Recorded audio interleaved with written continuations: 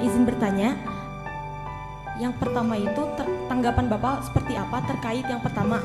Tadi kan sempat dibahas,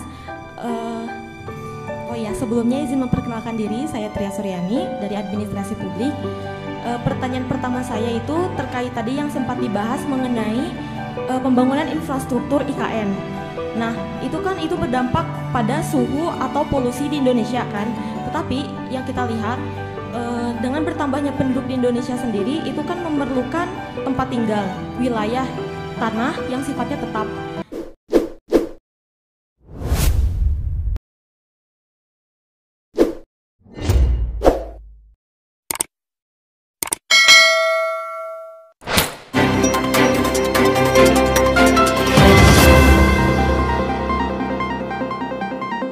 Audio Jungle.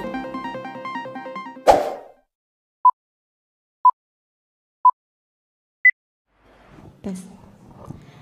Izin bertanya, yang pertama itu tanggapan Bapak seperti apa terkait yang pertama? Tadi kan sempat dibahas, oh ya sebelumnya izin memperkenalkan diri, saya Tria Suryani dari Administrasi Publik.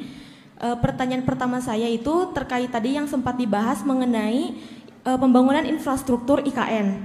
Nah, itu kan itu berdampak pada suhu atau polusi di Indonesia kan. Tetapi yang kita lihat dengan bertambahnya penduduk di Indonesia sendiri itu kan memerlukan tempat tinggal, wilayah, tanah yang sifatnya tetap. Jadi menurut tanggapan Bapak seperti apa yang di mana hal tersebut situasinya memang dilematis, gitu kan? Terus yang kedua terkait pemilu yang mendatang. Kira-kira menurut tanggapan Bapak sendiri mengenai pemilu itu efektif atau idealnya seperti apa sistemnya? Karena yang kita lihat di tahun-tahun sebelumnya itu dan yang tadi sempat Bapak jelaskan juga disebutkan bahwa anggaran yang digunakan di pemilu sebelumnya itu terpakai banyak cuma-cuma gitu. Dan pada hasilnya pun belum tentu efektif gitu sepertinya. Kurang lebih seperti itu. Terima kasih. Oke, ini bagian keluh kesah. Keluh kesah soal anggaran pendidikan dan anggaran pemilu. Memang anggaran pemilu kita tinggi sekali itu. Yang sebetulnya bisa dibuat efisien ya dengan pemilu elektronik aja kan. Jadi kalau ya berapa hari lalu saya bicara dengan seorang menteri itu. Dia bilang begini, bahkan BLT itu dikorupsi oleh kepala desa tuh.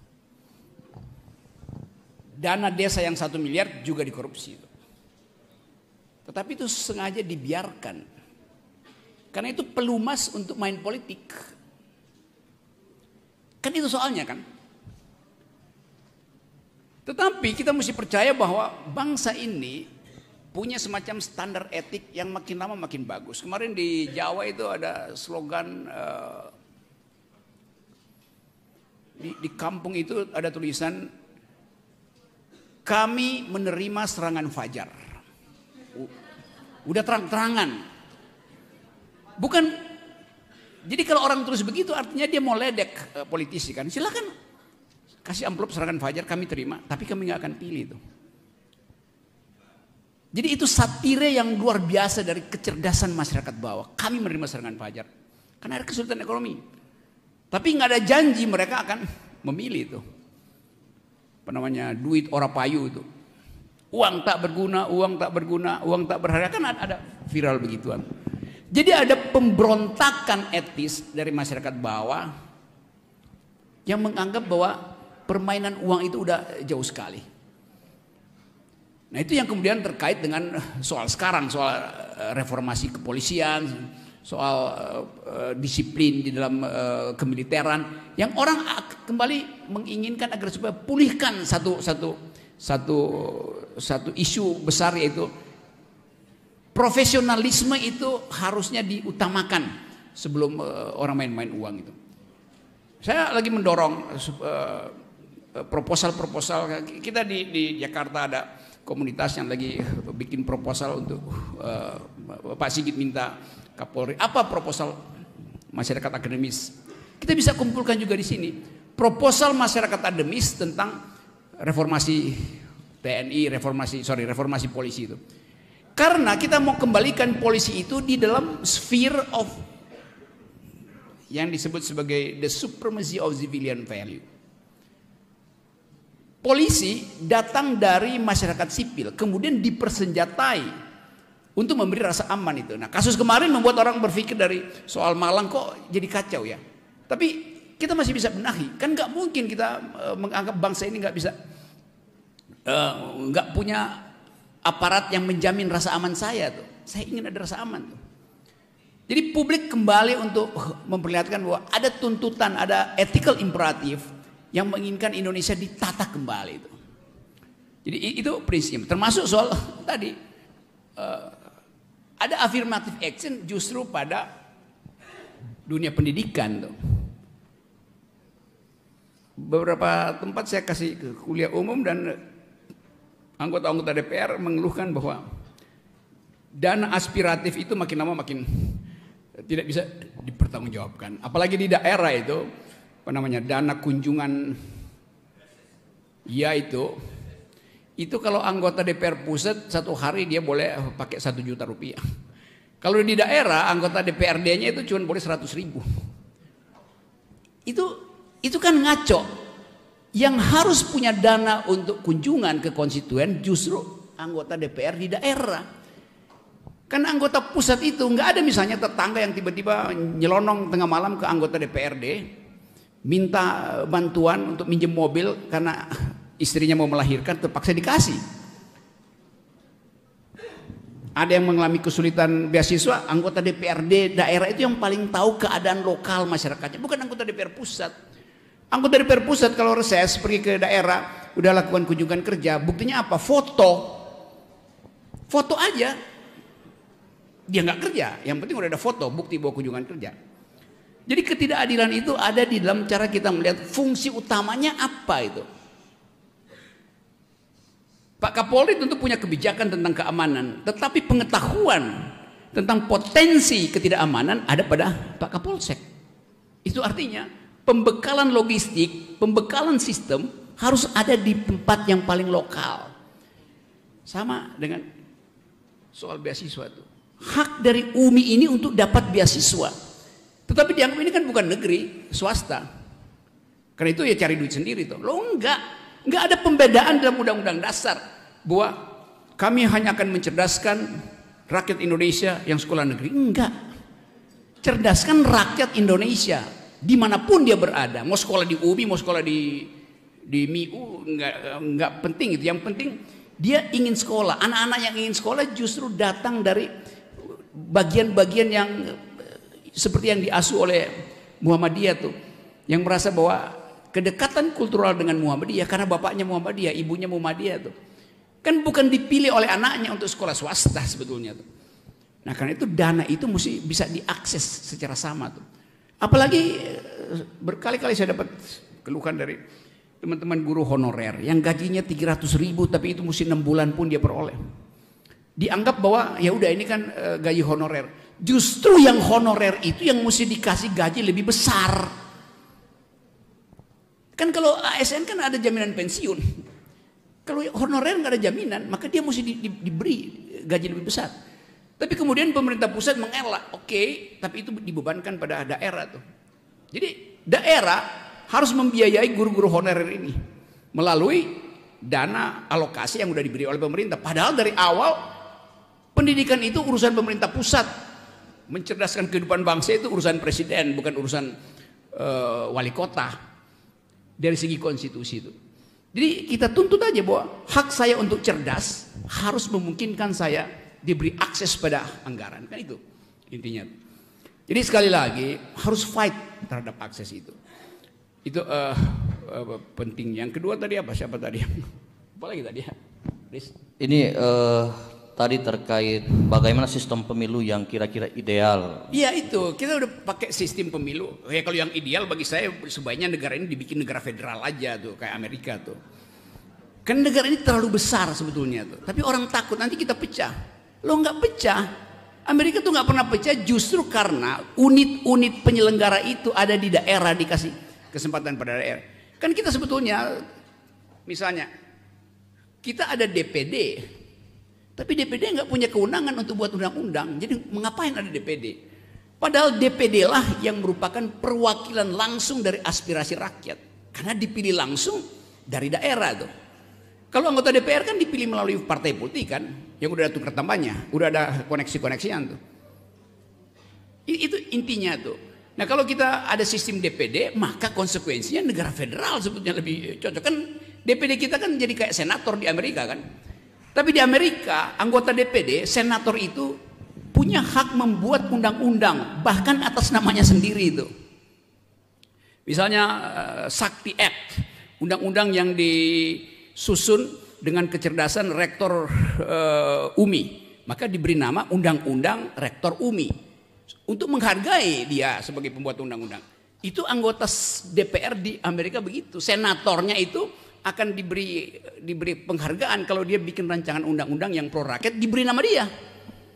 Kalau ini kan fraksi bikin proposal, konsultasi lagi pada ketua partai. Ketua partai ada komorbidnya. Karena potensi untuk dikasih jaket orange oleh KPK, maka ketua partainya konsultasi lagi pada ketua partai yang lain tuh. Jadi itu yang membuat politik kita jadi mahal gitu, karena transaksinya banyak betul. Sampai kemana-mana itu isinya transaksi.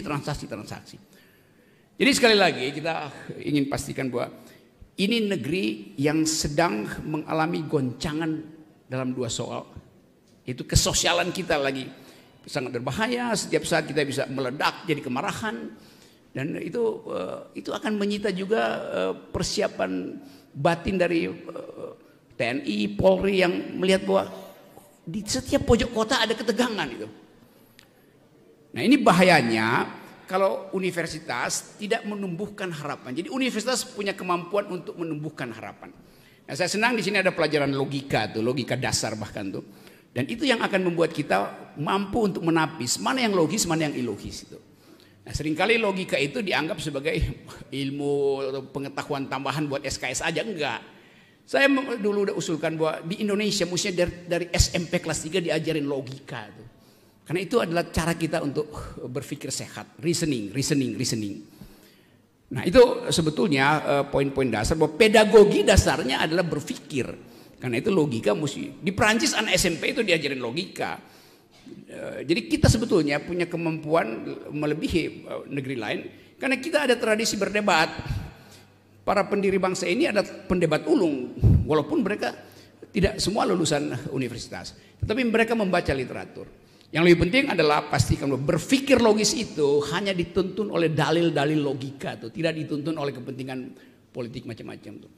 Nah seringkali juga kacau. Satu waktu saya tanya pada salah seorang dosen logika di universitas, Anda kalau kasih nilai logika itu bagaimana? Dia bilang ya ikuti urutannya. Kalau bagus dikasih A, kalau ada kesalahan dikasih B, kalau salah banyak dikasih C. Saya bilang logika itu hanya benar atau salah gitu. Kalau Anda kasih mahasiswa Anda nilai A, artinya dia berpikir logis. Kalau Anda kasih dia nilai B, artinya dia berpikir setengah logis. Setengah logis itu artinya tidak logis. Begitu dalilnya tuh. Jadi ilmu logika itu atau Anda lulus atau tidak lulus, gitu aja gampangnya tuh. Atau dapat A atau dapat E itu. Karena nggak ada berpikir setengah logis. Yang berpikir setengah logis biasanya politisi itu. Tuh. Jadi teman-teman saya kira saya cukupkan di sini. Lain kali kita bisa bicara banyak hal, tapi saya gembira bahwa Universitas Muhammadiyah Sukabumi mengambil inisiatif untuk membuka percakapan publik di wilayah akademis. Saya ingin para politisi datang ke sini diundang untuk bertengkar secara pikiran, secara konseptual. Itu. Jangan cuma majang di baliho atau bolak-balik di WC, atau tiba-tiba muncul di ATM wajahnya tuh. Kita mau tahu pikiran Erick Thohir apa, pikiran Ganjar apa, pikiran Anies apa, pikiran Ahy apa, segala macam itu. Jadi bikin panel justru untuk menguji pikiran calon presiden. Di Amerika biasa tuh, calon presiden pertama-tama minta diuji di kampus, bukan di panggung dangdut. Jadi sekali lagi terima kasih teman-teman Pak Polisi, teman TNI, Pak Rektor, Civitas Akademika di sini. Saya berjanji akan mempromosikan universitas ini bahwa ini tempat kita berpikir. Baik. Nah, kalau saya membuat kesalahan hari ini, jangan dimaafkan. Supaya saya ingat kesalahan saya. Kalau dimaafkan, bisa saya ulangi kesalahan saya itu. Gitu. Nah, saya terangkan tadi secara akademis dengan perspektif filosofi. Seringkali orang menganggap bahwa filsafat itu menyesatkan. Benar. Tapi dengan berfilsafat Anda akan tersesat di jalan yang benar. Terima kasih. Luar biasa, terima kasih Bang Rocky. Tapi sebelum kita tutup, ada pertanyaan terakhir dari saya nih Bang Rocky. Kita melihat sebetulnya angkat tangan banyak. Bang Rocky banyak jadwalnya. Akhir-akhir ini Bang Rocky mencoba menghidupkan politik of hope. Bertemu dengan Luhut, terakhir ketemu dengan Mahfud, Pak Mahfud. Dua wawancara dan bisa jadi nanti ada menteri-menteri yang lain yang memberikan public address atau bisa jadi nanti ditutup oleh Pak Jokowi. Ya, kira-kira apa yang diharapkan dengan diskursus itu, Bang Rocky? Ya, saya sebetulnya Pak Luhut undang saya undang Pak Luhut, Pak Mahfud teman baik saya dari awal itu.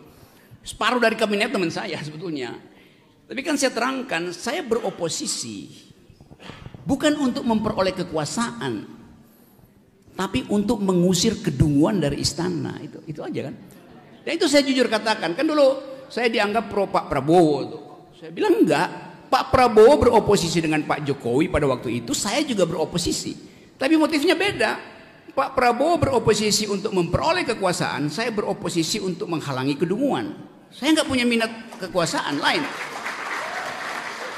Jadi prinsipnya begitu tuh. Sekali lagi itu desainnya. Nah, karena itu saya kemudian nanti semua menteri juga pasti akan minta masuk untuk saya bicarakan. Tetapi orang suka protes, kok Pak Rocky nggak tajam ya atau kurang galak? Ya itu kan tamu saya, nggak mungkin saya galak di situ. Kecuali ada panel, kalau di Aceh saya pasti terang. Tapi kan saya undang Pak Luhut, saya undang Pak Mahfud dalam upaya membuka jembatan supaya kita bisa bicara itu. Jangan ada jarak lalu orang saling curiga. Karena saya percaya kalau kita bicara dengan kekuatan pikiran, nggak ada orang yang tersinggung. Jadi saya akan lakukan itu terus. Tetapi mesti diingat, saya tidak pernah beroposisi dengan Pak Luhut, Yunto Pak Mahfud, Yunto Ibu Sri Mulyani. Karena mereka pembantu presiden. Saya nggak mungkin beroposisi dengan para pembantu. Mending saya beroposisi dengan majikannya Pak Jokowi. Dan itu fair, saya bilang kan gitu kan. Jadi beroposisi itu dalam upaya untuk menguji konsep, menguji kebijakan. Bukan beroposisi karena nggak suka. Semua yang saya terangkan tadi itu adalah basis argumen saya. Dan orang yang mungkin merasa Pak Rocky nggak pernah ditangkap, nggak pernah diproses, berarti ada backing besar. Enggak, backing saya pikiran saya. Dan kalau nggak ada proses di Polda di Jakarta, di Mabes maupun di Polda itu laporan tentang saya mungkin masih ada 30 di situ. Cuman kan Pak Polisi merasa ini tiap hari ada laporan Rocky Gerung. Ngapain sih kalian tuh? Lapor aja ke Dewan Pers. Kan Pak Rocky cuma bicara tuh.